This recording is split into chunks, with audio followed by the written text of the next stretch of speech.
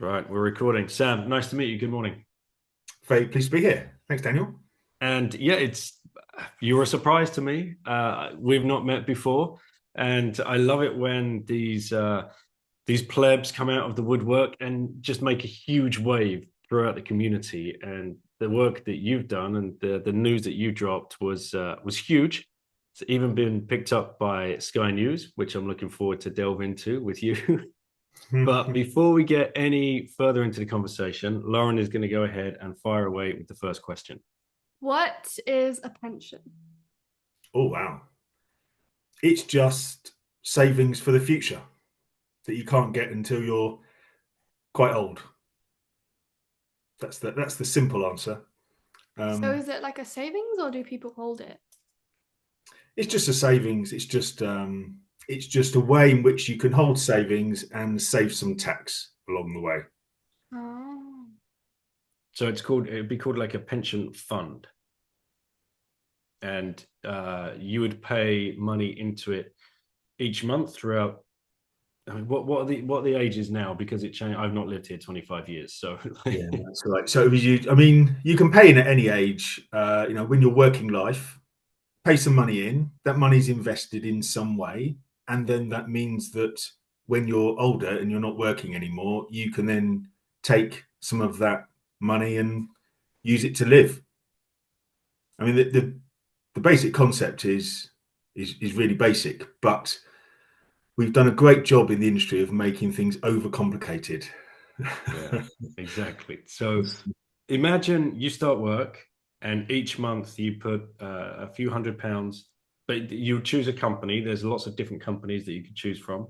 You give them a few £100 per month, and it's their job to make that grow and outpace inflation. So when you want it, when you're 50 or 60, should be a nice big amount, and then you can have that or use some of it for you to step back and not work so hard and start retiring. but but like some of these funds have huge amounts of assets under management, huge amounts of money. Do you have any kind of rough figures off the top of your head what that looks I like mean, we're for the talking UK? trillions of pounds just for the UK. Yeah, so maybe £2 trillion in pension savings in the UK. So it's huge.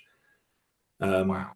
yeah. So one of the things that's since we've had the extra publicity over the past month or so, one of the things that's happened has been we've had people contact us that we never knew before, just completely out of the blue. Individuals contact us and say we're fed up with our big pension provider. And they did mention some names, but obviously I'm not going to mention them here. Um, can we move? Can I move my pension to your Bitcoin fund? Now, that's not. We don't advise individuals, so that's not something we can directly help with.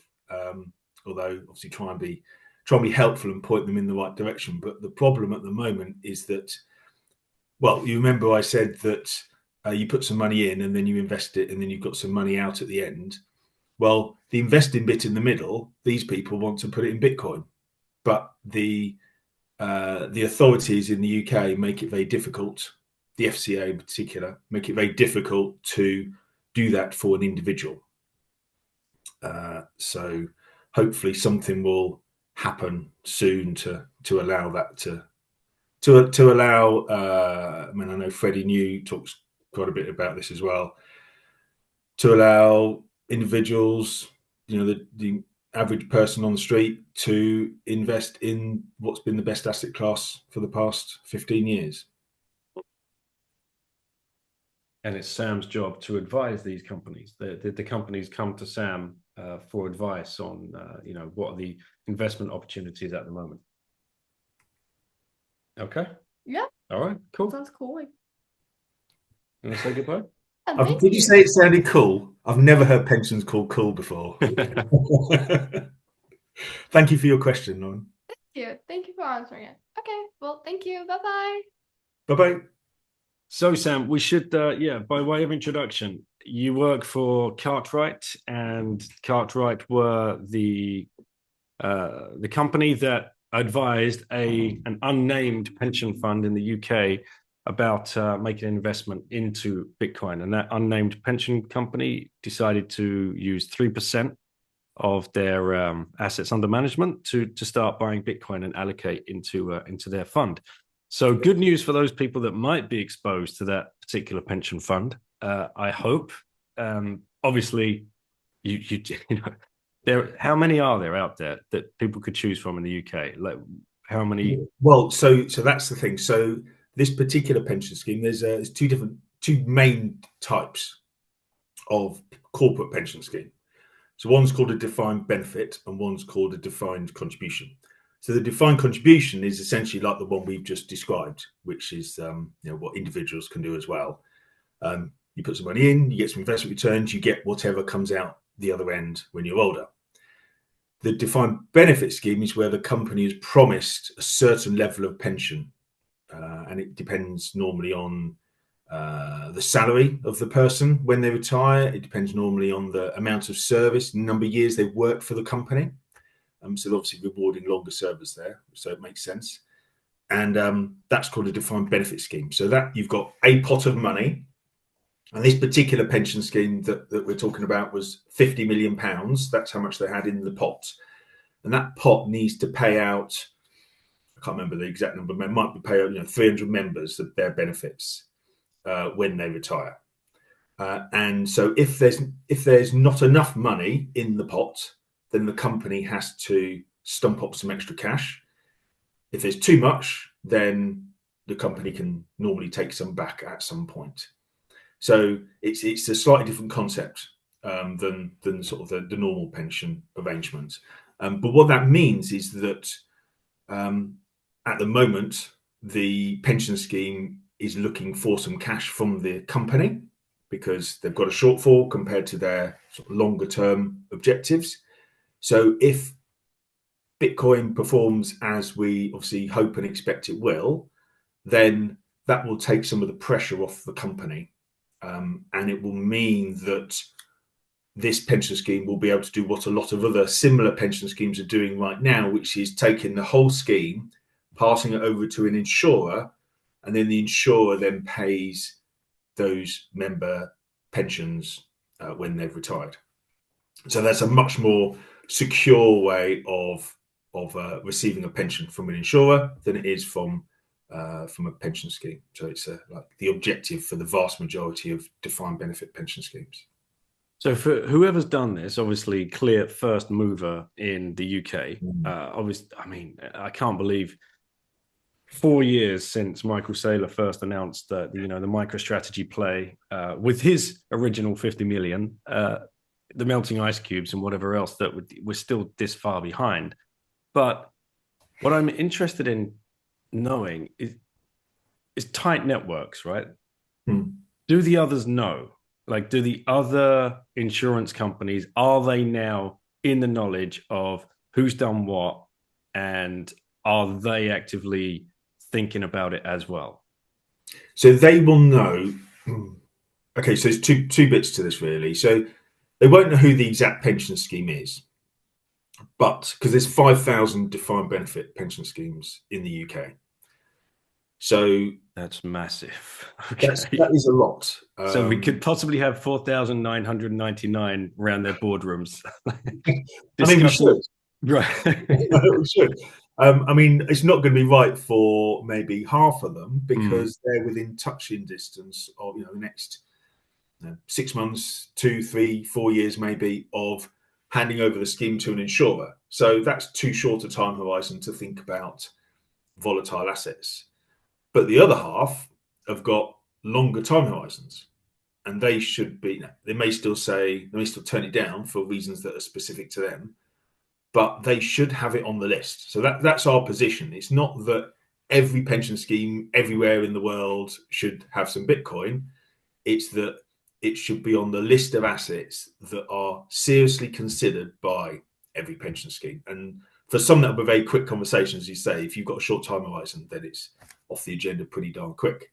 But others should be taking this very seriously, and that's both on the defined benefit side, but also the defined contribution side as well. So when we dropped this, I'd have already released an episode with James Dewar, and we were talking about this, and he's ex-Prudential, like 30-year career, helped set up Bridge to Bitcoin with Chris and Simon, who consult with businesses. And what they're doing is putting together I'm sure you've seen Me Prima Bitcoin, which is kind of a textbook for young kids. Oh, that's funny, actually. I've literally got a copy here. There you go. Yeah, I've got one on my bookcase too. So they're making one of these call it a prospectus, really, for corporates, for somebody within that company to be able to use that as a guide to go through. So if they get the remit, so we've got the 4,999 pension funds around the boardroom now saying, who is going to be the person to put in the research and the legwork to find out whether or not we need to be exposed to Bitcoin? Because this is not a moot point anymore. This is absolutely on the table. This needs discussing. Somebody needs to go out and do that work. In 2025, that's going to be someone's job in all of these pension funds to go and do that. And what James and the team there are doing is going to be a huge benefit to those people, and the work that you're doing as well. So I imagine you're going to become pretty busy pretty quickly. Have you had any calls from other pension funds yet, or insurers? Yeah, we have. And the pension world, it's a slow-moving world. You know, there might be maybe 2, 3, 4 meetings a year, and it takes time. And a lot of the vast majority. Well, I can't say this with absolute certainty, but in terms of the firm, the house views of the different firms in our industry, I think we're the only one that's got this position. I think the others seem to be either neutral or anti. That was my next question, because I'm sorry to interrupt, but you have competitors in your field as well. And if they're not moving to be positioned as the Bitcoin consultancy firm, what are they doing? It's madness. Well, so one of the examples of a question we've had in is for a large pension scheme, they want a proposal on, this is a defined contribution scheme, this one. They want a proposal for what can we do in terms of adding as a self-select option a Bitcoin fund.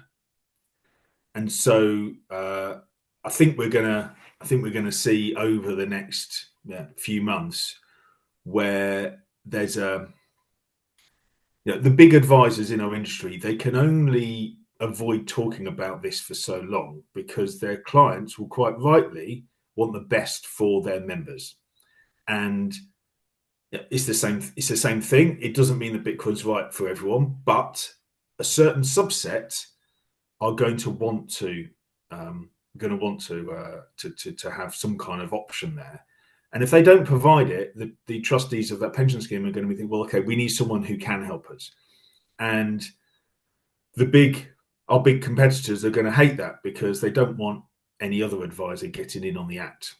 So it'll be interesting to see. There's potentially a bit of game theory there, whether they think, well, we've got to get our act in gear and know what we're talking about on this topic. So that'll be interesting, because if they do properly get their head around it, then they'll be actively taking it to clients rather than, at the moment, as far as I can tell, actively trying to avoid talking about it at all costs and just, I don't know, throw in the word tulips every so often or something and hope that issue goes away. But it's not going to go away.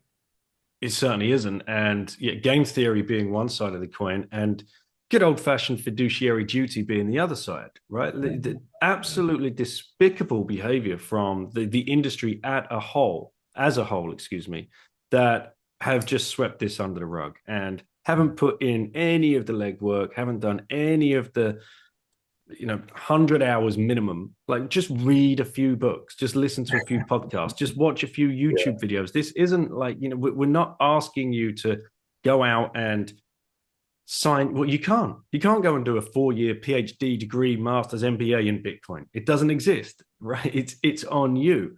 But the problem is that the education that people will have received up to this date from the actuarial profession, maybe from other professional organisations, that the common knowledge in that we've received over the years in the industry from the economics profession, it all says implicitly, or if you follow the logic of that, Bitcoin is a tulip or is something. It's not real. It's, and all that kind of stuff, because they don't talk about what is money.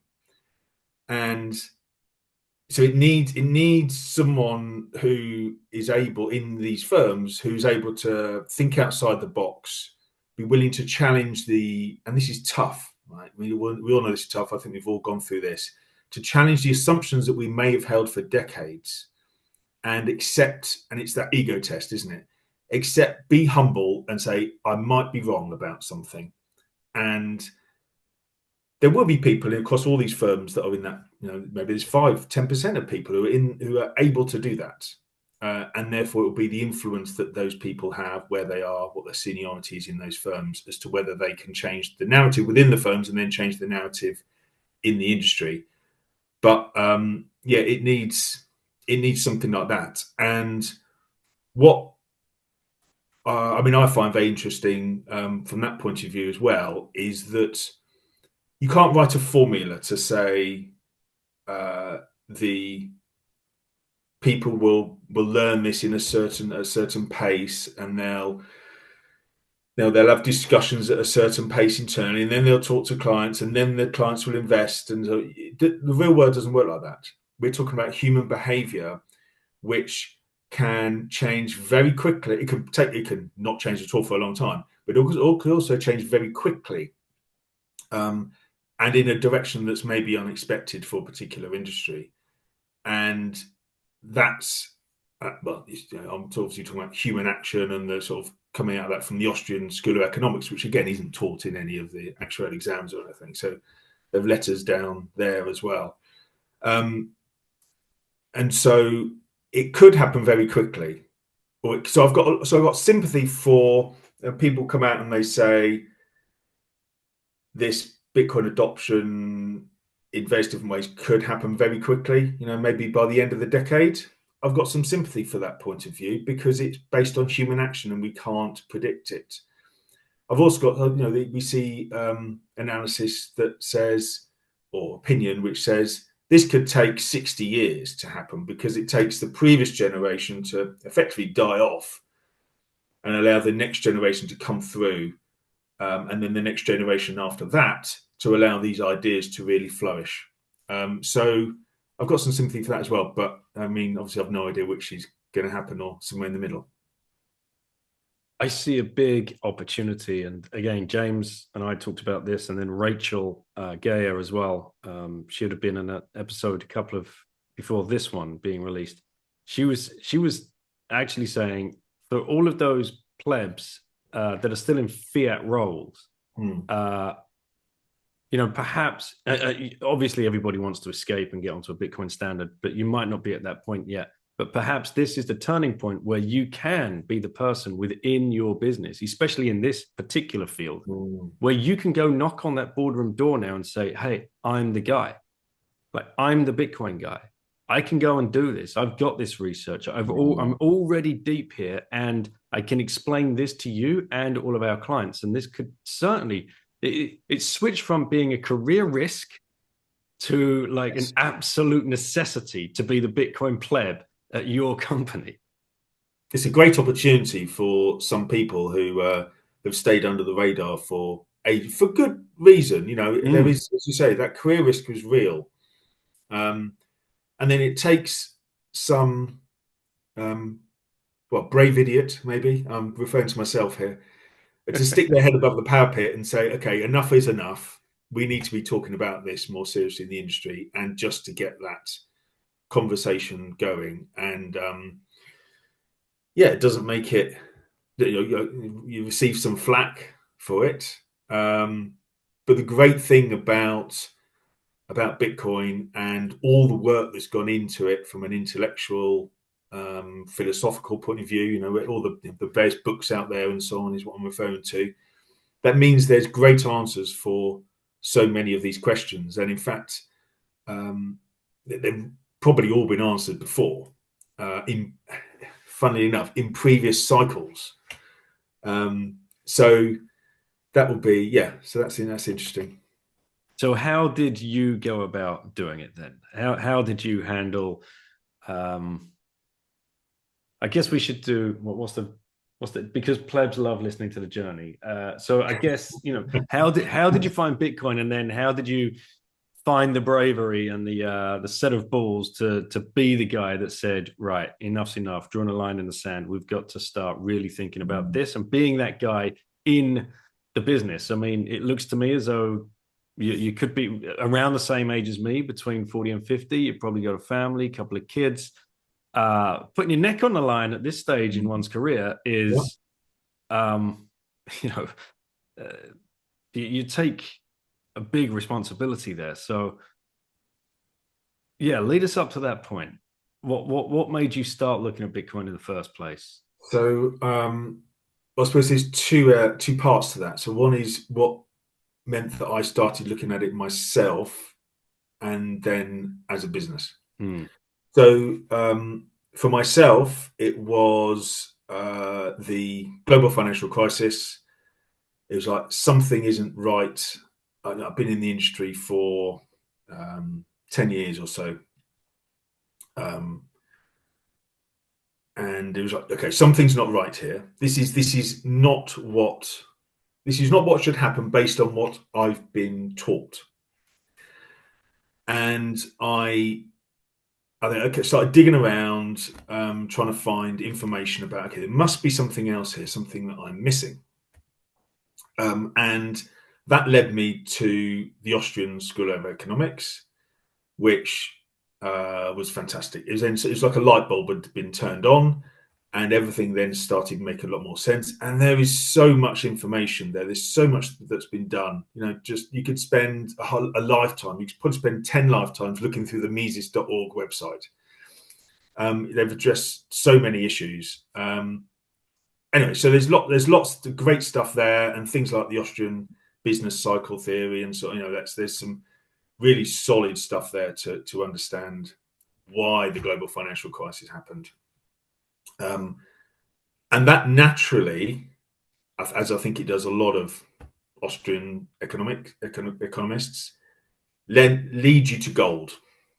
And of course, so I've got a lot of sympathy for gold still, in that 5,000 years is a hell of a warm-up for Bitcoin. But that was so that I'd probably, in those days, so we're talking, I don't know, 2011, 2012, I'd have counted myself as a gold bug, and trying to understand the benefits of having a sound money, which is what it really was. It's just gold was the only one we had at the time. And even then, and I think I see it more now than I did before, how it's failed us. So then I found Bitcoin in 2013 and did what I often do with something new. I dabble in a little bit.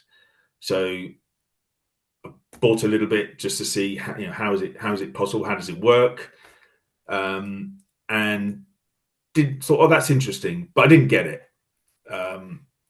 And sort of forgot about it, left it sitting on a computer somewhere, and sort of focused on my career and carried on for a few years there. And then price went up, sold some of it, and obviously stayed within the capital gains tax allowances, because otherwise it gets too messy. And then forgot about it again. And then 2020 rolled round. And 2020 was obviously with the lockdowns and the COVID, and that was an incredibly busy period work-wise, which took us for that following year from March 2020. And then in 2021, I'd seen how the Bitcoin price reacted. I'd seen how it hadn't died again. Sort of basic stuff, really. And then I found a bit of time for it to spend some time going into more detail. I read the Bitcoin Standard, which for me was incredible, because I know it's not right for everyone, but it's credible because what it did is it linked to the stuff that I was already very comfortable with in terms of Austrian economics and gold, and linked that to, took a step back and then took 5 steps forward in terms of Bitcoin. So that was that definitely was a key that helped to unlock the door for me. So by the end of 2021, having done an awful lot of extra reading as well, I got to the stage where, I dabbled a little bit in NFTs, which again, so whereas in 2013 I dabbled with Bitcoin and wished I'd dabbled a lot more, in 2021 when I dabbled with NFTs, that to understand it, I was glad I didn't dabble very much. So, Yes. dabbling is pros and cons. So by the end of 21, I was comfortable that with the view of Bitcoin only,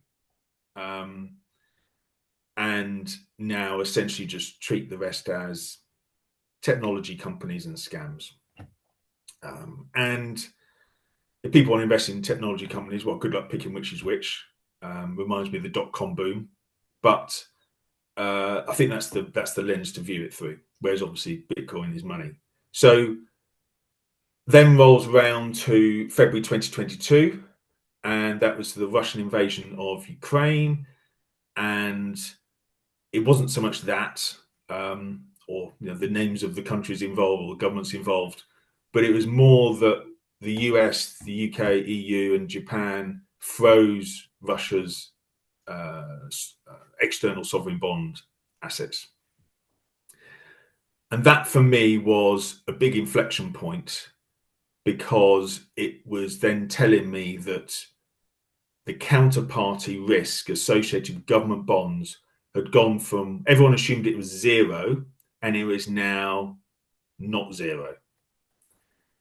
And the other countries that, it doesn't take much to fall out with a big country. It could be opportunistic or just politics changes or something like that. Suddenly, all those assets you thought you had for a rainy day are no longer there. So that was when I then said to my investment consulting team, okay, we need, and I think they all looked at me as I was mad at this point. I said, okay, now is the time to learn about Bitcoin, to then seriously think about it for clients. Go and read the Bitcoin Standard. I can point you to small books, but we need to do the work. And I expect it to be a couple of years until the first client invests. We've got a bit of time to figure things out, but that's our timeline we're working to. How many of you in the firm? So so 100 in the firm, but yeah. about 15 in my investment team. Right. So it's you trying to explain to 15 other people. Right. So you are putting your head above the parapet here. Yeah, for sure. Especially with all of that uncertainty in those prior 2 years, where everyone's just probably, very worried about just keeping their job, keeping a foot on the ladder. It's not about promotion at this point. It's not. No. Yeah, because unfortunately, I think one thing that did work to my advantage is that I head up that team. Right. So that gives a certain amount of influence, and also takes away, it puts more pressure on me. I'm sticking my head further above the parapet, but it helps to protect the rest of the team, therefore, to give them the freedom to say, okay, I'm allowed, I'm okay to ask questions about this weird topic. So I felt that was part of my role, to actually protect the team, to give them the space to learn about this. Mm-hmm. Okay, sorry to have interrupted there. So you've got 15 people with a book in hand, at the very least, you hope, right? Because you never know what an individual is going to go away and do. They may pick up the book, they may not. They might go and watch a YouTube or listen to a podcast. They might not. You don't really know 100%. So there's still a lot of gray area here. What was the immediate kind of response from them? Like looking at you with the side eyes, whatever. So there was a bit of that. I think there was a little bit of shock. But sometimes you got to do what you got to do, haven't you? So that was one of those times. And so the following 2 years so we developed some training slides for trustees of pension schemes. Sorry, can I just take you just Yeah. Sorry. Yes. those following weeks or months? Were you having phone calls like the epiphany phone calls, like, oh my God, like, did you know? Like, was any of that happening? Were you seeing a gradual change in people's like beliefs? So there were pockets of it, Right. a little bit, but I They're my think favorite bits when you can. Like, yeah, oh, the yeah. favorite bit for me was when I would wake up. The classic meme, the Donald Duck meme. You're fast asleep, then you wake up with laser eyes. You're like, what? Like, it's just all fallen into place. If this happens and that happens, so I love seeing it in other people as well. So yeah, if you've got any of those stories, that's amazing. They well, it was little things like things in the Bitcoin standard. It talks about how because it's always nice when you can link it to the country in which you're in. So there was the story about how the Bank of England, so the war bonds, and I'm guessing it must have been for World War One.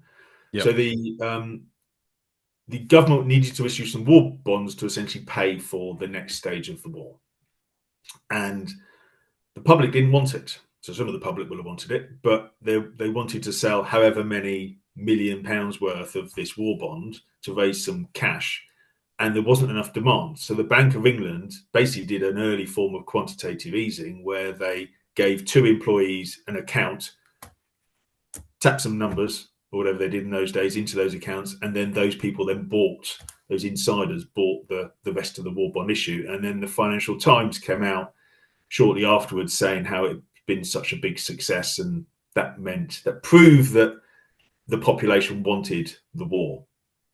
That's a pretty corrupt situation. And I think that's one of those things that starts to open people's eyes as to how the system really works.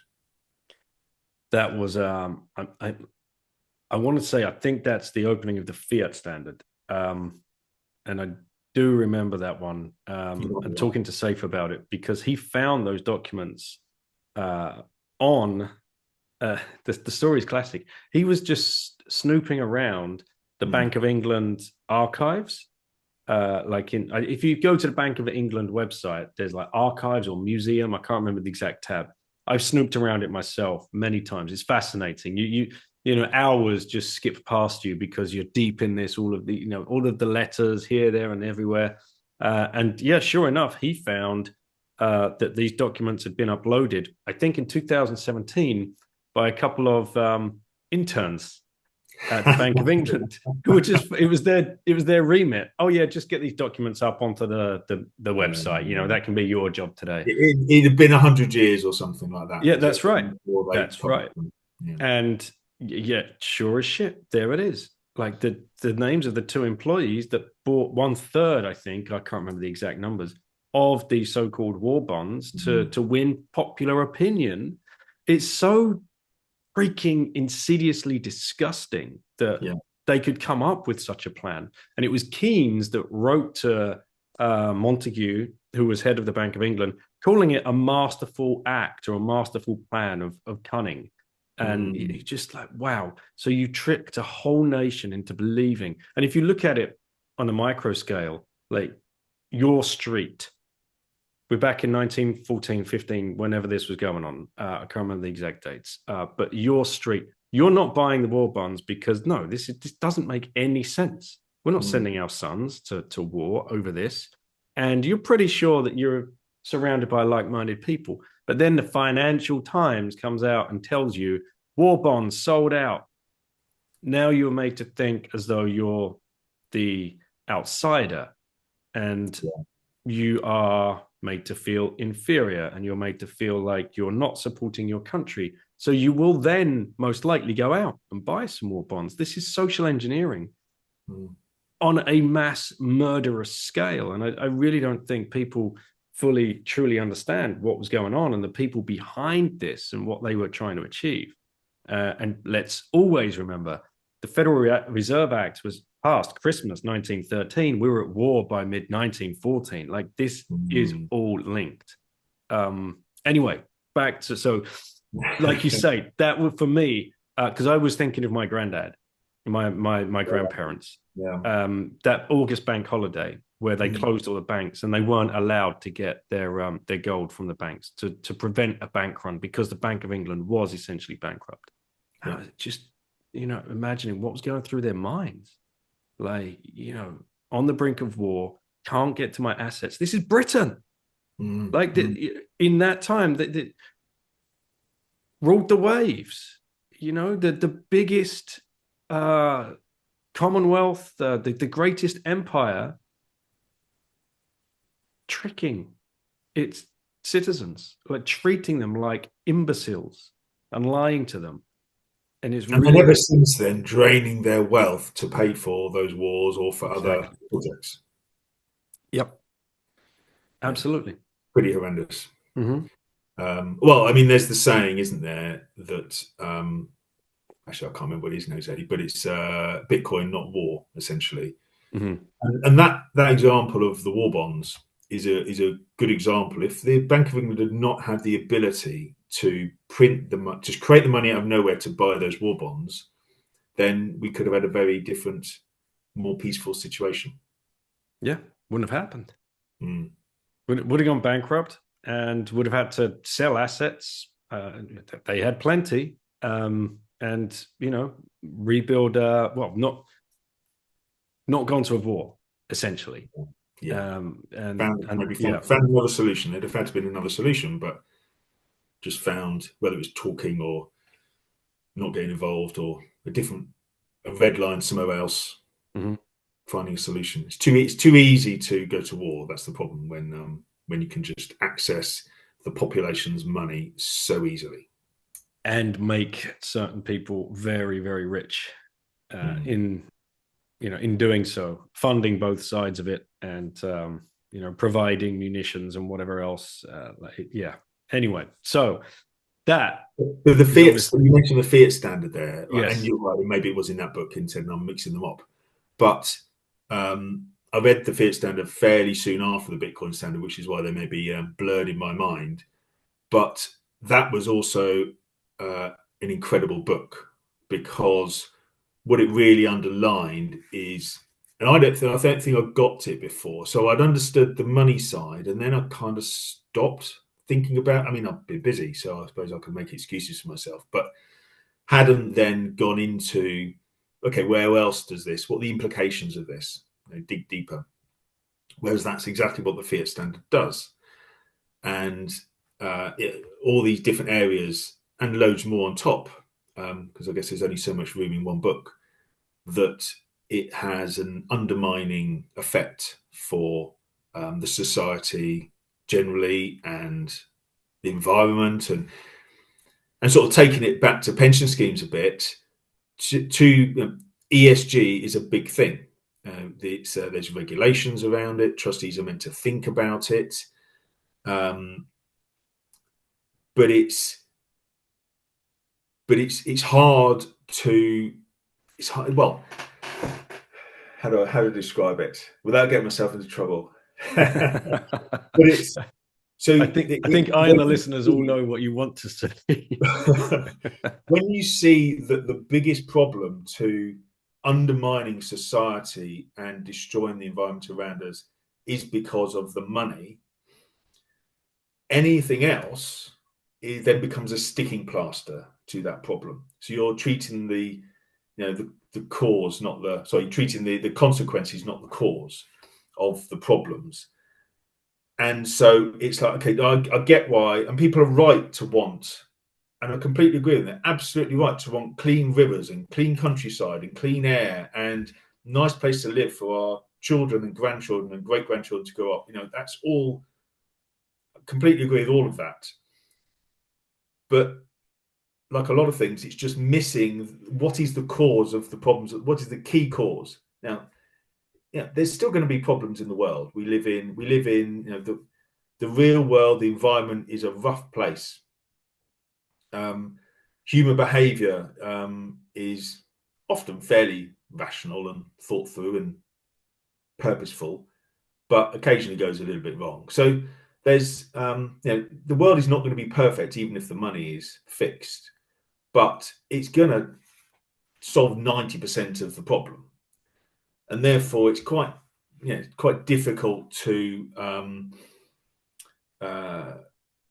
it's frustrating, I suppose, when someone is very passionate about, let's say, the rivers being dirty or full of whatever it is, farm residue or whatever it might be, and killing the fish, when they're not willing to open their mind to say, yeah, but what's the why? Why is that? Keep asking why. Why is it?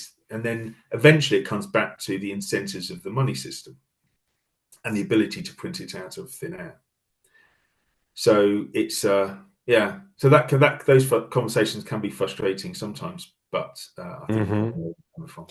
Especially when there's so much red tape and hubris around it.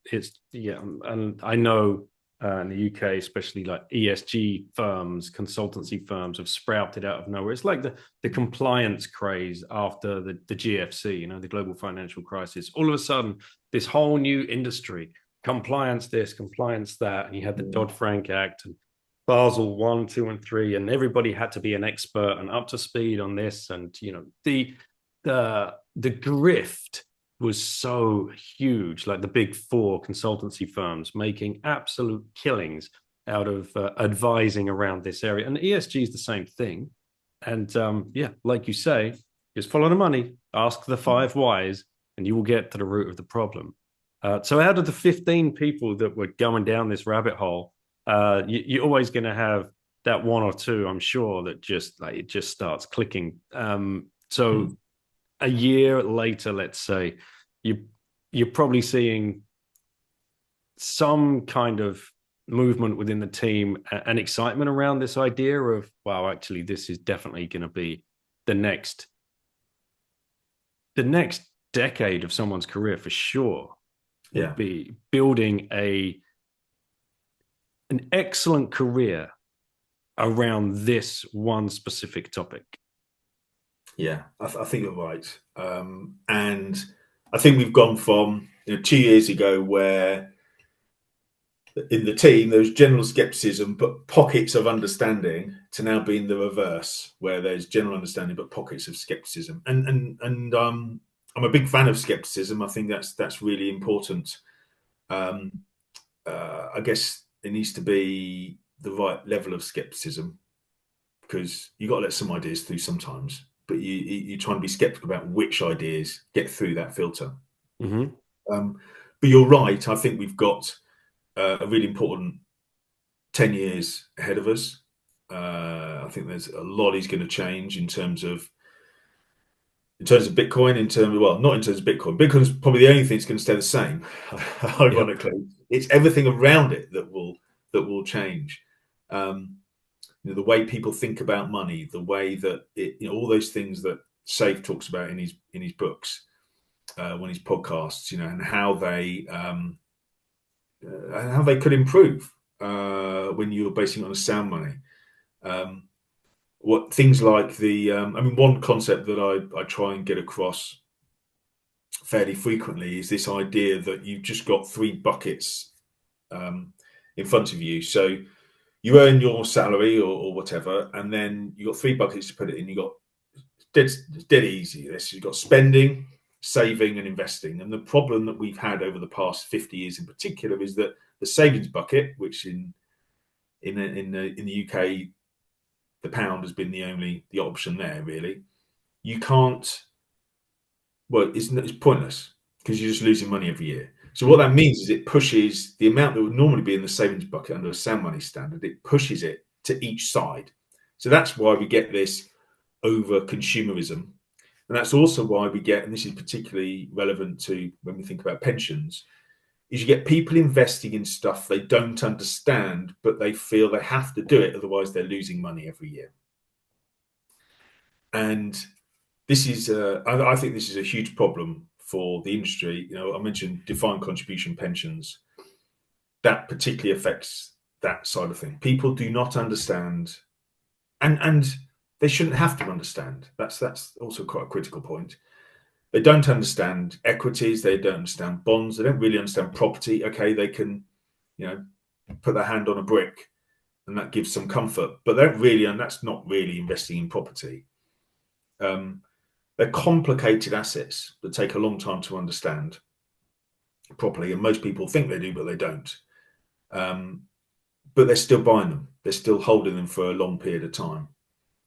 So that's why, I mean, it all seems fairly clear in my mind that when that middle bucket, okay, I guess pounds will still be there, but not increasingly used less and less.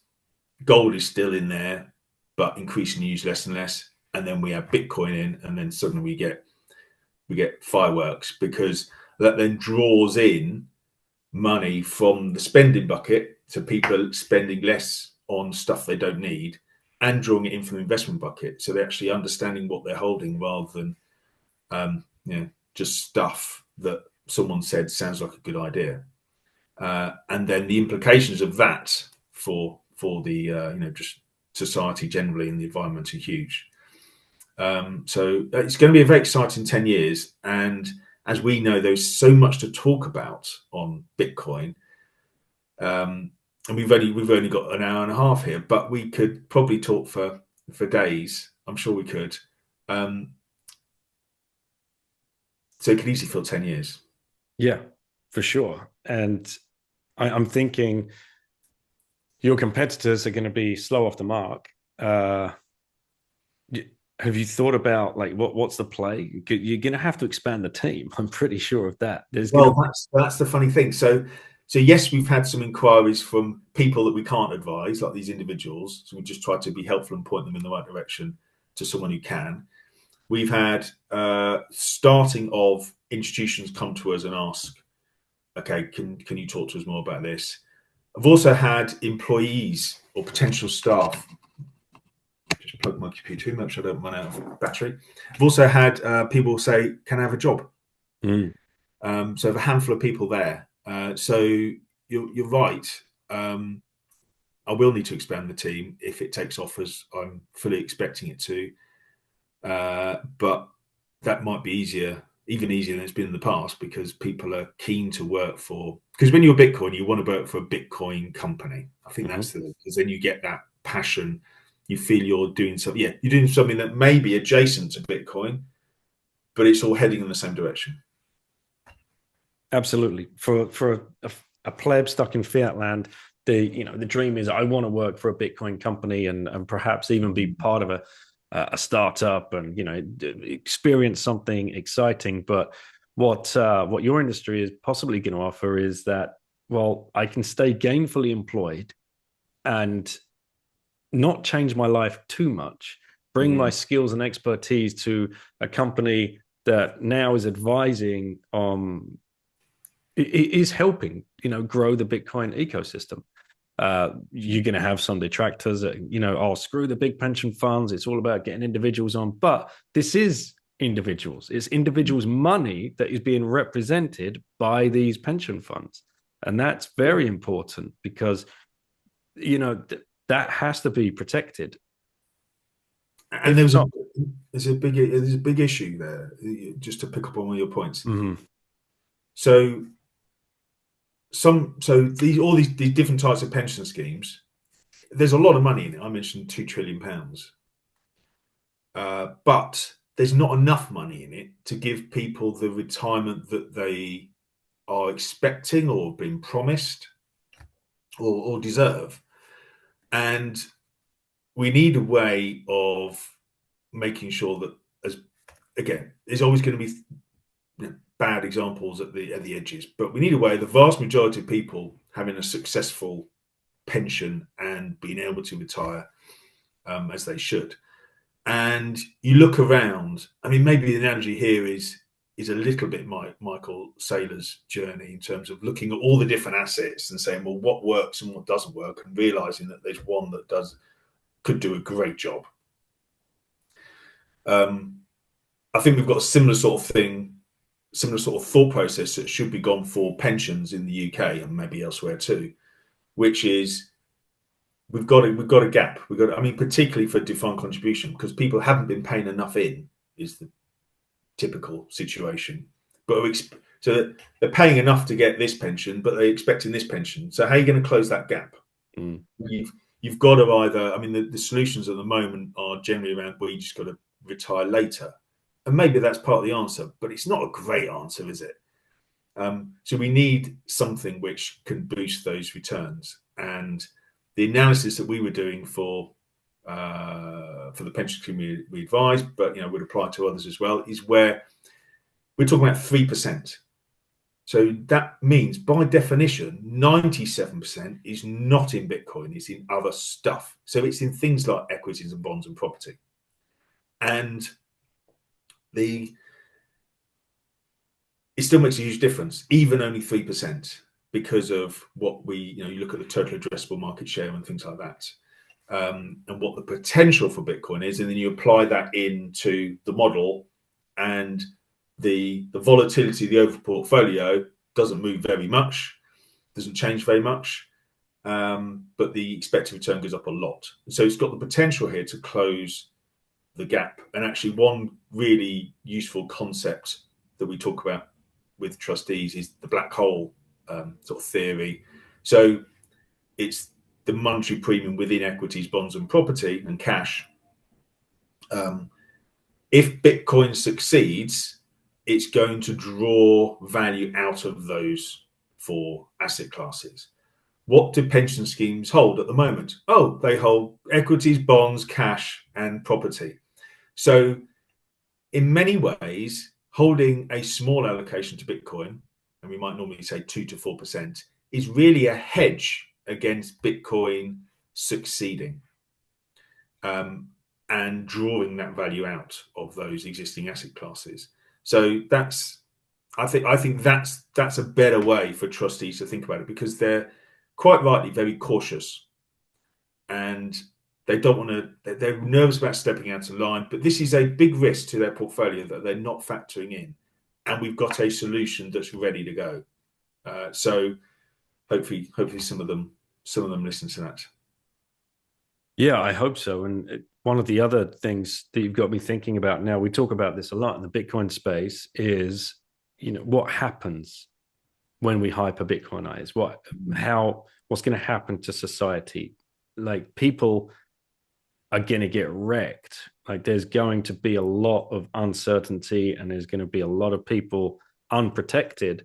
And that could cause all kinds of havoc, like civil war, being the obviously far end of that spectrum. But what you're doing could help soften that blow, right? Yeah, exactly. You've got millions of people's money tied up in pension funds that, let's say now over the next 10 years, do the 2 to 4%. When the day does come, like the landing will still be hard, but it will be softened. Yeah, I think that's right. I mean, this is the concern about the UK being so far behind the curve. It's just silly. And I'm not talking just about pensions here. I'm just talking about, just the regulation, the ability for people to embed Bitcoin within their lives, whether it's merchant, and obviously that Chris and the Bridge to Bitcoin team and Musket as well are doing a great job in terms of expanding those merchant terminals and so on. But we're still a long way behind other countries, and the risk we'll have, again, it's like think about it the other way around. It's a hedge. If other countries around the world, and the US probably looks the closest these days to hyper Bitcoinization and just letting it happen, those countries that are behind the curve are going to suffer disproportionately badly. And at the moment, the UK is in that bucket. We both live in the UK, as do lots of friends and family. So it's going to be pretty devastating for society generally if that happens. There's still time, and there's still action that can be taken, for example, through pensions or other ways to soften that blow. And hopefully then it's more of a natural transition than I don't know, ripping a sticking plaster off or something. It's a pretty than a very destructive situation. I mean, I was doing some back of the envelope calculations. When you wake up in the middle of the night and you have something on your mind and you think, yep. So I hope these numbers are right, because it was in the middle of the night. But I was thinking through. Okay, it's not just for pensions. Bitcoin is for everyone, or at least for anyone, and so it's also for governments, and it's their choice as to whether they actually pick up on this. And I'm including the Bank of England within the government definition there. So 1999, I think it was probably over 2 or 3 years, but about that time, Gordon Brown sold off more than half of the Bank of England's gold reserves. So if we then look at, and of course the price is roughly 10x since then, so great decision. And if the Bank of England were to say now, or the government was to say, because they probably need to be instructed by the government to say, we made a mistake in 99, we're just going to buy the gold back, whatever it was, 400 tons, I think it was, right? We're going to buy that gold back, but we're not going to buy the gold, we're going to buy Bitcoin instead. That would mean about 30 billion pounds. And of course, the Bank of England could create this a flick of a switch, as we know. 30 billion pounds could buy, I think, something like maybe 400,000 Bitcoin to replace the gold that they shouldn't have sold 25 years ago. If they did that, there'd be sort of two things. There's a pro and a con, two main ones anyway. So the disadvantage is that they've just created 30 billion pounds out of nowhere, which is 1% of the UK money supply. So we've got about 3 trillion in pounds circulating. So all else being the same, it's a one-off 30 billion, it's not every year. So it'd be a one-off increase. I realize that's not quite as simple, but one-off increases in prices of 1% across the board. So that's the downside. The upside is that if Bitcoin then appreciates as we might expect it to over the next decade, it takes that 30 billion and it increases it, let's say, by compound. The compound bit is incredibly powerful, of course, by, let's say, 50% a year.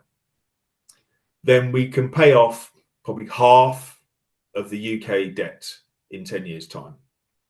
So suddenly we've got, so it's thinking about it in, so what's the downside, what's the upside? And this is where a lot of people don't even get to this stage. And this is exactly the same principle applies to pension schemes of any other investor.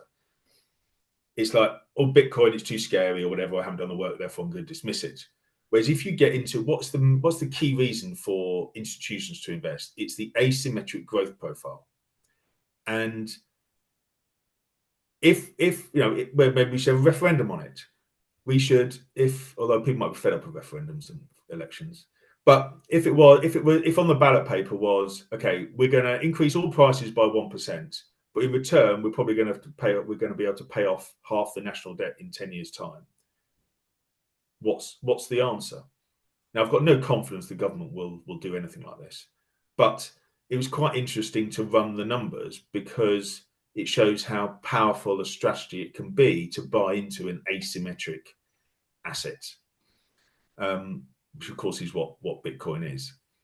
But it shouldn't. That's the national government. I mean, there's local councils which could take a similar approach. Mm-hmm. There's large and small companies which could take a similar approach. There's family offices, there's pension funds, of course, and charities. So the opportunity is huge. But it's who's going to go first, or who's going to go second, I should say. Yeah, absolutely, mate. It's huge, and that's going to lead me now into the irresponsible behavior that you have, engaged in, as documented by Sky News, because you're always going to have detractors, right? But unfortunately, the detractors have the platforms, and they can just completely smash down any good work that you've done, and all of a sudden the career risk is straight back on you. The spotlight is on Sky News, like the headline: UK pension scheme called deeply irresponsible for investing in Bitcoin. Right? When you saw that, did you know this was coming, or did? Oh no, I had no idea. No, I wasn't asked to comment or anything. I'm just going to read a little bit, and then we'll get your take. I know Here's quite a fun article. You've penned a response I've seen. Yeah. A UK pension scheme has been branded deeply irresponsible after investing in Bitcoin. The unnamed defined benefit scheme became the first in the UK to make the plunge using 3% of its assets to buy into the cryptocurrency last month. Now, irresponsible. I was reading it. I started laughing. I'm like, yeah, 3% is pretty irresponsible. Why not 5? You know,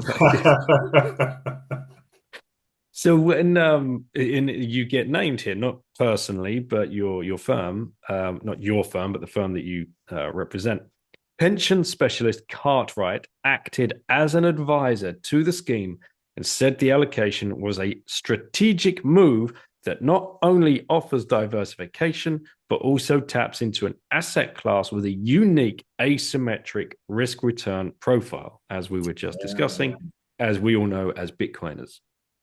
It claimed its approach meant the scheme could benefit from a significant potential bonus while limiting the possible negative outcomes. But some experts, in air quotes, that have never read Austrian economic theory, I'm sure, seem less enthusiastic. Release, to be honest. Pardon? I'm not sure they even read the press release. Right, yeah, most likely, probably. Who knows if they even exist? But some experts seem less enthusiastic about the decision, warning it bordered on gambling with retirees' futures. So here's where the language gets really prickly towards you and your company. And there's a quote here from Colin Lowe or Colin Lau. This is a very strange decision. Pension funds should surely be investing for the long term rather than speculating over the short term, exposing how little Colin knows about any of this. Is utter drivel. He's the managing director at Kingsfleet. No, someone else, sorry, a managing director at Kingsfleet told Newspage it is ironic that a pension fund having one of the longest investment time horizons should speculate its beneficiaries' assets on something that has no intrinsic value. There it is, Bitcoin plebs. Oh, the classic, the old classic. Daniel Wiltshire, actuary at Wiltshire Wealth, so I'm guessing he's the founder of that particular company. He added, this is deeply irresponsible. This is where the title has come from, obviously. This is deeply irresponsible, Sam. Pension trustees have an obligation to ensure scheme assets are managed prudently. This precludes taking punts on a basket case asset class like crypto. For the sake of the members, I hope the regulator is paying attention. This FUD and this level of, do you know any of the people named? Obviously, right, no. Okay. I'm sure they're real and they exist, but I never heard of them.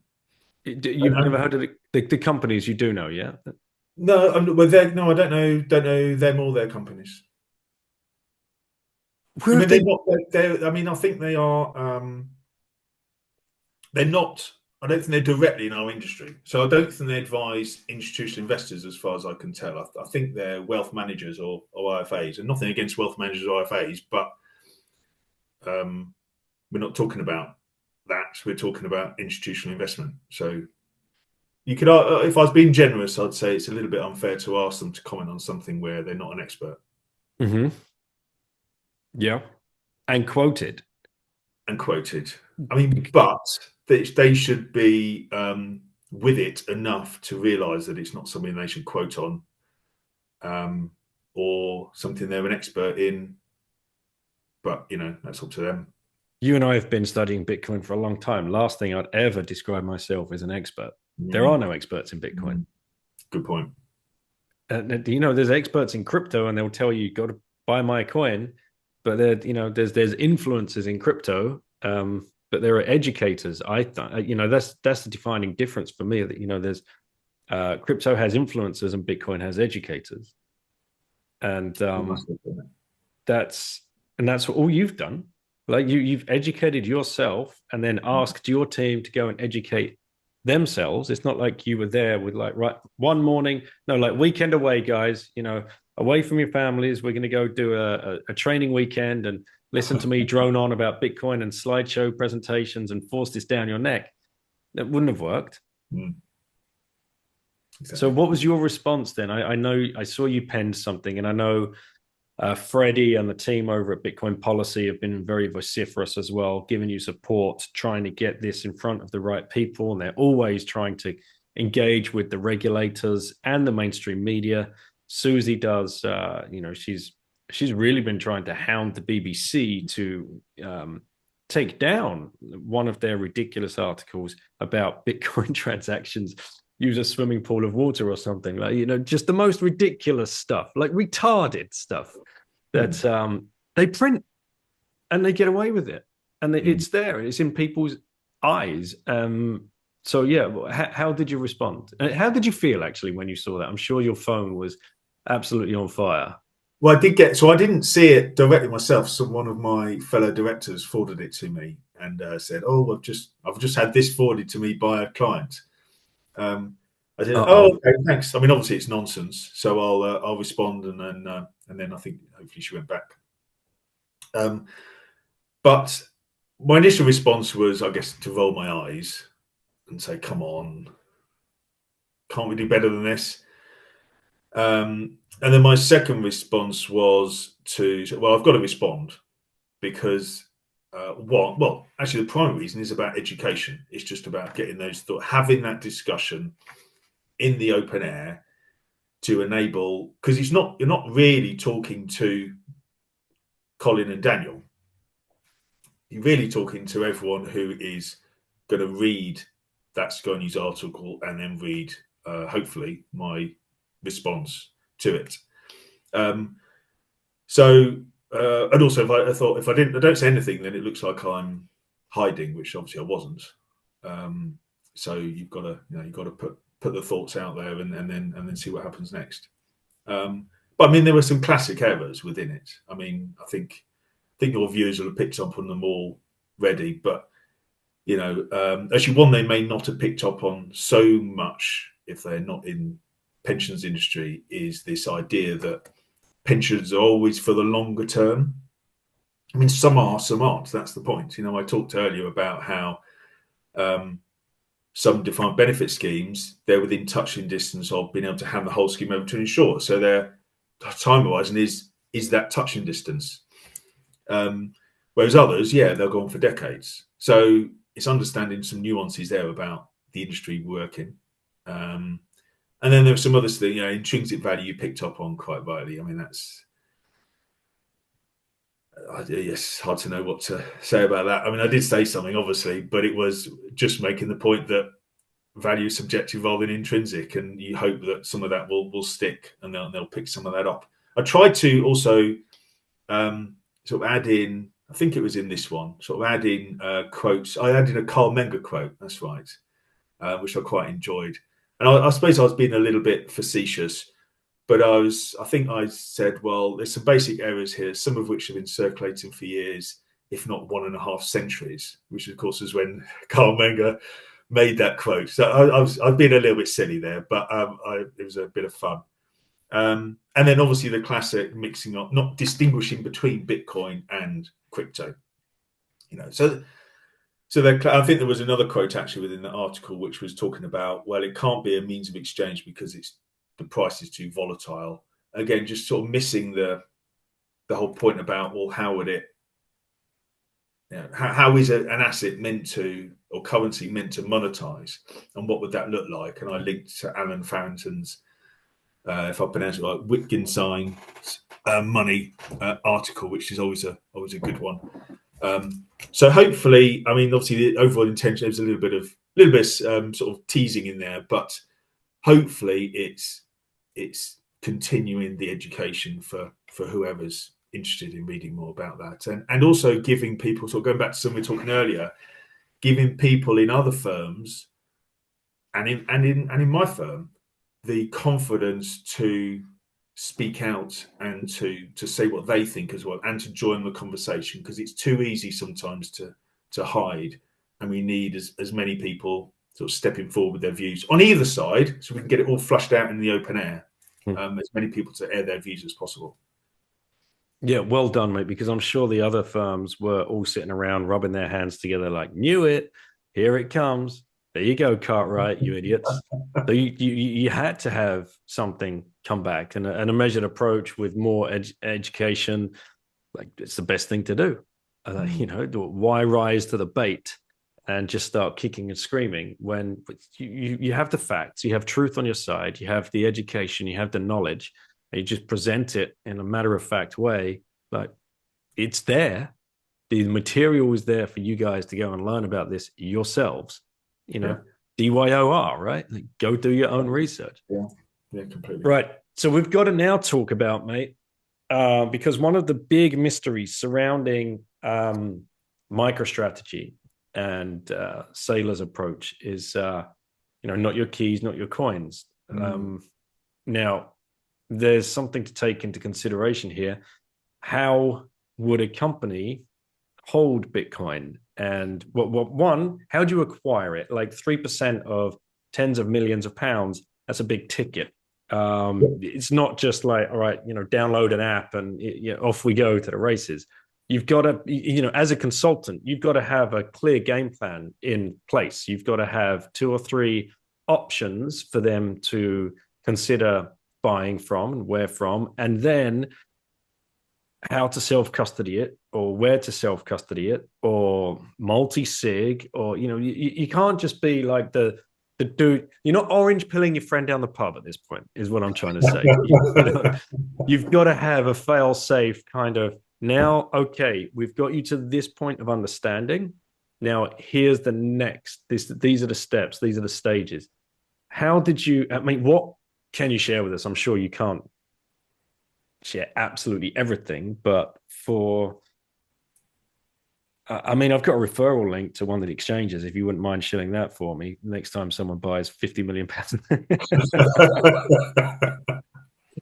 Seriously, how do you go about that? What's that conversation like? So it's, this is one of the difficult. This is why I think people, when people look at Bitcoin and say, yeah, but I can't, it's not a means of exchange, as one of those quotes was, or I can't buy it easily or something. We are, to put it into context, we're going from something that was created 15 years ago and had a price of 0, and it's got to develop. And a lot of I know there's been some developments and strengthening in terms of the code itself, but actually the vast majority of development is around Bitcoin. That's partly people's understanding and education around it, but it's also making it easier, more user-friendly. And the problem, in a sense, was that because it grew up with, plebs, as you might call them, or just the man on the street, or the woman on the street, and so grew up with them. So they are talking to their mate down the pub, and that's how it's grown up. And so what we had to do was think, okay, we can't take a hardware device into a trustee meeting and say, well, this is where you're going to hold your Bitcoin. It's just non-starter, complete non-starter. So we had to convert it to translate all those key principles, which we all know well, to in the institutional world. So let me try and think about what some of those are and how they translate. So, for example, the self-custody aspect of it. Absolutely, we want to hold it in self-custody. We don't want to be. One of the key benefits, one of the key diversification benefits, is you can hold it with no counterparty risk. So why on earth would you want to hold it with counterparty risk, particularly if you're an institution? But how do you do that? So you want to be holding on-chain Bitcoin. So if you go back a year, the solution didn't really exist.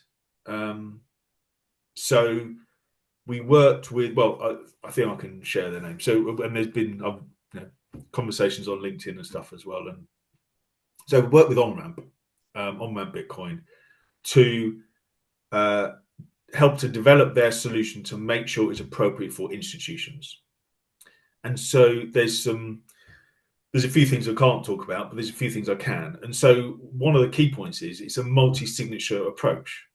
And it's not a multi-signature approach where, let's say you've got 3 trustees and they each hold have a hardware device, or they each have a bit of paper with 12 words on it. They somehow then two of them need to sign, and so it's not that. That would be silly. But it's 3 separate institutions, each holding one of the 3 keys, and it needs 2 of them to sign to transact. And they've also, because they're institutions, they've got their own policies and procedures around holding that key safe. But you've then always got the redundancy of key number 3 with the third company to fall back on in case something goes wrong. Because stuff happens in the real world, and if it were to happen, then we've got a fallback. So it's trying to make sure that we apply those principles to the future. Apply those principles that we're used to in the past to institutions. Another one would be stretching for yield. There's none of that. We are literally buying and holding the on-chain Bitcoin. And yes, there's potentially some activity around that, because if you put in 3%, it's going to get to a certain level, and it's going to be different for every scheme, where they start to feel uncomfortable with the allocation. Mm-hmm. That's one thing to bear in mind, right? Because the price appreciation of Bitcoin, all of a sudden, that flips the percentage allocation you have to the fund. So at 3% allocation, they can sleep at night. That's fine. Mm-hmm. And in fact, they can be actually, we are doing the right thing here. We've got that hedge against Bitcoin succeeding. And so that's fine. What if it gets to 6%? Well, yeah, it may be there. Obviously, it's got to 6% for a good reason. But they're probably still comfortable with that. What about if it's 10%? Okay, well, maybe they're starting to get a bit uncomfortable there. And if we just let it happen, if it got to 50 or 60%, they would not be sleeping at night. And it just would not be appropriate. It wouldn't fit with the regulations they have to meet and so on. So we have some sensible rebalancing around it, so that when it gets to a certain percentage, and say it could be different for different pension schemes, when it gets to that percentage, we trim a bit off. Hit it again, we trim a bit off, and so on. And so it just gives that extra comfort. And there's a certain comfort around, you put a certain amount in, and then when you get that certain amount back in cash, okay, yeah, you're investing in other stuff, but from a sort of a regret risk and a sort of psychological point of view, it makes the whole thing a lot easier and more comfortable for the trustees, because ultimately they're always looking after someone else's money, and so they need to be they need to feel comfortable. They need to feel that they're doing the right thing, and they are doing the right thing, but they still need to feel it. So there's a couple of examples there: self-custody and not take on counterparties risk for yield. On-ramp, big fan of what Jesse and Michael have set up. Support the show, which is a great honor. Even better. So that works really well that I've mentioned them then. Yes, it does. It's a great honor to work with them, and a friend as well, Andy Edstrom, has joined them. So they're building a great team.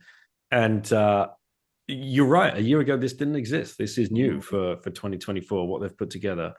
And I remember, I think you released it, or maybe them, but I think you did a checklist, a box of different services that each provider, because you went through everything. You went through on-ramp, Casa, Unchained.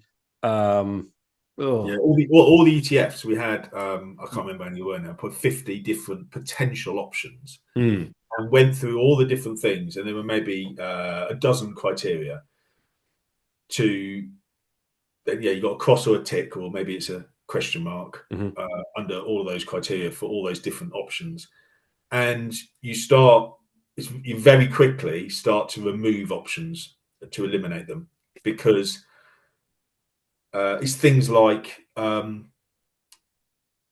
want to do proper multi-signature, not not the one where they NPC, where they essentially take one set of 12 words and sort of split it up and then bring it back together for transactions and split it up again, because that's just less secure. But it's what is used for other cryptocurrencies. And therefore, if you have a firm that's dealing in lots of different cryptocurrencies, then they want to keep the technology similar, or there are policies and procedures similar across all the different types. But the problem then is that you're not making use of the security that you can get on Bitcoin. So again, we're talking about serious investors here. We're not talking about people who are messing around, dabbling at the edges like I was many years ago. And so we need to take this seriously. If there's the option to have a more secure option, we want it. And OnRamp just ticked all of those boxes, if I'm correct. Right. Yeah. But we're pleased to be able to have. So they ticked almost all of those boxes, and then we worked with them to make sure the other. So just by ticking almost all the boxes, we were miles ahead of the competition. And then we worked with them just to make sure the rest of the boxes were ticked. And that was actually one of the advantages, is because the firm sizes are similar. So it was a really good fit for us, and I think for them, because then you've got two firms who are really keen to make something work. And whereas if we'd been talking to, BlackRock or someone, then I suspect their response would have been, you take it or leave it. Whereas we were able to help each other out. They're Bitcoiners, they're plebs, they know what they're building. That's the difference. Jesse, otherwise known as Croesus BTC, people might know him as, he's been around, like he knows what he's doing, as it does Michael and Andy. Yeah, they're brilliant. They are brilliant. And they, just so plebs are aware, you can set one up, and you can have multi-institutional, multi-geographical, multi-sig, for you, and for a percentage of your stack. Maybe you're comfortable keeping most of it on your hardware device, and you've already got that, and you don't want to get too complicated, but some of it, put in a multi-sig if you've not multi-sig before, because it's, potentially difficult for you to do. It is, you go to the dashboard, you set up your account, you go to your dashboard, they create the multi-sig for you. So at an institutional level, this is what's interesting. No one's sitting there with the USB key. No one's sitting there with words. You have an institutional account with another institution. They have set up the multi-sig for you. They've done all the heavy lifting. You've now got the address. So you have the Bitcoin address that's uniquely to you, where you can send the Bitcoin. But the only way you can get that Bitcoin out is literally to make a phone call from one. I'm sure there's like 3 or 4 people named that are, or maybe just one person can make that phone call, however you've set it up. They make the phone call. They speak directly to OnRamp, who then have to speak directly to two of the other companies, who also call you back to make sure it's a robust system. Exactly. And yes. That is for sure something worth at the pleb level considering as well, but institutional level, a no-brainer. And the fact that apparently, allegedly, MicroStrategy's Bitcoin are sitting on a Coinbase account, I'm sure multi-sig as well, it's kind of odd. I don't know the truth. I don't know if it's ever been announced. Don't know, where it's held, how it's held. Maybe I've missed Michael talking about it, but it would certainly seem to me that OnRamp is the only game in town. And there's insurance, right? There's an insurance. Did you look at that as well? Was that discussed? Yep. So that was all part of it. Yep. Yeah, I mean, nothing. So I think and this is part of Bitcoin growing up. Still a teenager. So just to be clear, there's insurance on that stack. So the institutional money is, and another provider has worked with OnRamp to provide insurance. Obviously, you pay a yearly premium for the service that OnRamp are providing. But last time I had Jesse and Andy on the show, they explained the insurance premium. They didn't even have to put up their original pricing because the insurance companies were so impressed with the level of security that, and this is what they do. They're risk analysis companies, right? Like they analyze risk before they quote you a premium. They're like, it was negligible that we didn't have to put up the fees on existing accounts. That's amazing. Yeah, and I think that's it from an institutional point of view. If it's insurance, okay, yeah, you want the insurance if it's available, but you don't want to have to rely on it. So you want to Of make sure course. everything else before that final protection is as robust as it could possibly be. And so, yeah, obviously we noted the insurance, but actually our focus was on everything that came before that. Because if you hit the insurance, then a lot of things have gone wrong.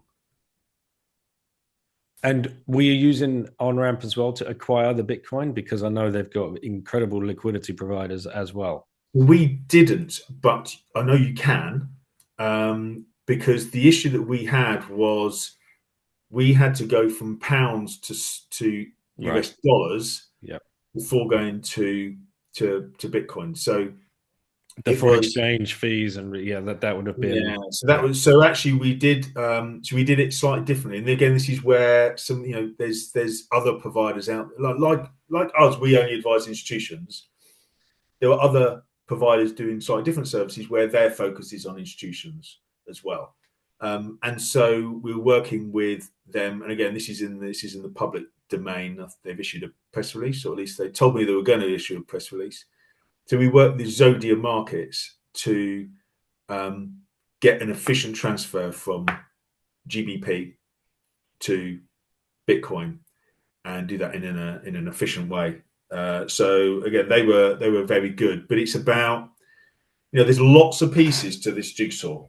I've never heard of this company. Like, this is amazing that, And we've talked about two of them. I've only named two, but there are only two pieces of the jigsaw, and it's getting all the other pieces together that is the trick to make stuff actually happen.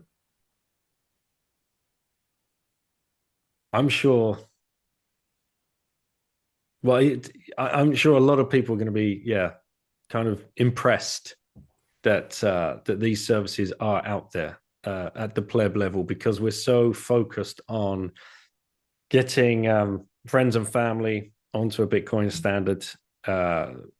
We've been kicked in the nuts repeatedly with the regulations. We're losing bottle pay, losing and not being able to access like Relay, for example, because now of Brexit and all of this kind of nonsense, and all of the other ways that we could acquire Bitcoin. I mean, we have Coin Corner over in Isle of Man, but and Danny will tell you straight, like the regulators they're up their asses, man. Like it doesn't stop. And the amount of problems plebs have had getting money from their bank account, that Barclays, NatWest, HSBC, they'll just block the transfer. Like, no, you can't send it there anymore. And you've got weeks before it gets resolved. I know Coach Carbon has told me, I know Peter himself suffered with Lloyd's Bank, I think it was, a high street bank he had banked with his whole life, and run his businesses through. It's like, no, you can't do that anymore. Account closed. So normally when that sort of things happen, when the bank, I don't want to be accused of starting a panic here. This is meant to be education, not starting a panic. But normally when a bank stops paying out cash from people's bank account, there's a bank run, because everyone then suddenly panics and says, well, if you're not giving him his money, I want to get in queue, I want to get my money out before something's going on behind the scenes. And I'm not sure something is going on behind the scenes, but it's not helpful. If we look at it from a general economic point of view, there is a risk, and we talked about sort of behavioural aspects of how things can change very quickly when human behaviour turns on a sixpence. I'm sure, like me, you remember the television pictures of the people queuing up outside Northern Rock in the late 90s, which was a bank that was a literal bank run. Yeah. Was that, that might have been the global financial crisis. I can't remember. I do remember. Yeah, I think they went. I think they might have gone under in 2008. I'll Google it whilst you're finishing your point there. So I think, well, what I'm saying is that I suppose I can understand why the banks are nervous about this. You know, they've probably had a tap on the shoulder. They're doing as they've been asked to do.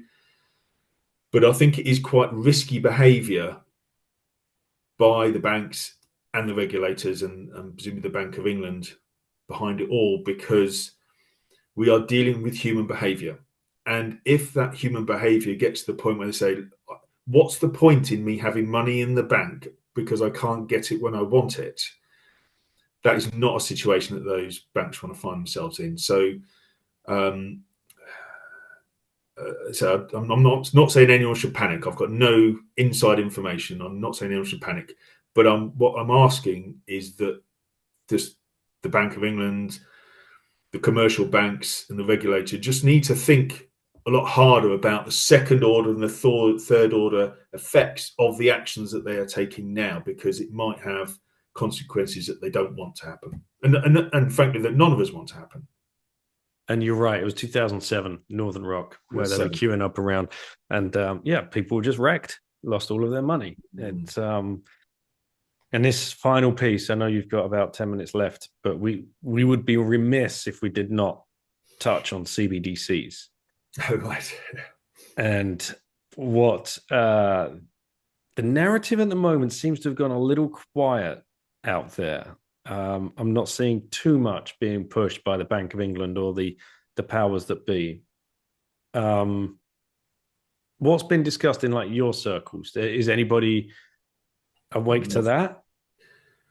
I mean, I hope some people are, but I'm not aware of any serious conversations happening or any general awareness about what is happening. Wow. I don't know whether that's comforting or alarming. Comforting because it's a flash in a pan and nobody's worried about it. It's never going to happen.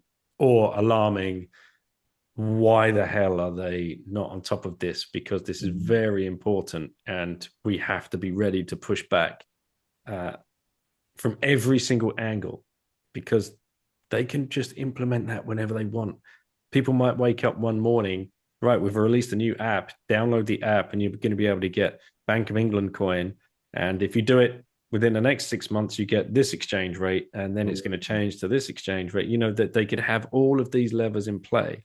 And people are programmable. All the way back to what happened when we were talking about at the beginning of the show, the fiat standard, Safe talking about how they tricked people into buying the war bonds. Yeah. The same thing could happen. And it's very alarming for me as a Bitcoiner, and having studied at length monetary history, policy, the skullduggery that's been pulled behind the scenes, how the Federal Reserve was, even put together. It's always back to something we were talking about earlier, which is that we are and I suppose I'm talking about my industry generally, and the actuarial profession. We're taught a certain way, and that can be quite useful for many different things. At least historically, it has been. But if you're not willing to challenge what you've been taught, or you take it all at face value, then you're going to be tripped up at some point. So whether it's CBDCs or it's some other topic, I mentioned skepticism earlier as well within my team, which I was really pleased to see. It's really important that people think these things through themselves. It'd be great if people in our industry applied more skepticism to other things rather than directing it, it seems, all at Bitcoin, directing it, spreading that skepticism out a little bit at some other things that are going on. And hopefully then some eyes will be opened. All right, Sam, final question. Okay. If you had one last orange pill left to give to somebody, who would you give it to and why? Well, that's a good one. All right, Governor of the Bank of England. Because I think that would free up. That would suddenly turn everything on its head, just in terms of if he came out. So if he came out tomorrow and said, okay, well, actually, he shouldn't announce it. He should buy the 400,000 bitcoins first and then announce it. Yes. But if he came out and said, oh, actually, we've been secretly stacking, and that then turns everything on its head in a positive way. I mean, I know people say, well, you shouldn't encourage the government to get into Bitcoin because for various reasons, but it's just money, and so it can be used by anyone, and everyone will use it for their own benefit, to save their own wealth or protect their position or save their institution. And so what the Bank of England will be doing is saving its institution, and the knock-on consequences of that across the country could be incredibly beneficial. So maybe so if he's listening, give me a call, Andrew. Yeah. And we'll have a chat. Absolutely. Yeah, I'm sure they're avid listeners, mate. A lot of them. Hello, Bank of England employees. How are you? Please stop the CBDCs. Thank you. There might be 5 or 10% of them that are. Yeah, the sleeper plebs. The sleeper plebs. Absolutely. We need those interns back in there, sifting through their documents and finding out all of their past discretions. Wasn't it an intern which held up that buy Bitcoin sign behind Janet Yellen? All those yeah. Interns have got a lot of good things to answer for. 100%. Where can people find you if they want to reach out and further this discussion, or if anybody is working at one of these pension funds and they've now realized, oh shit, like this is the time I need to get hold of Sam? What's the best way of reaching out?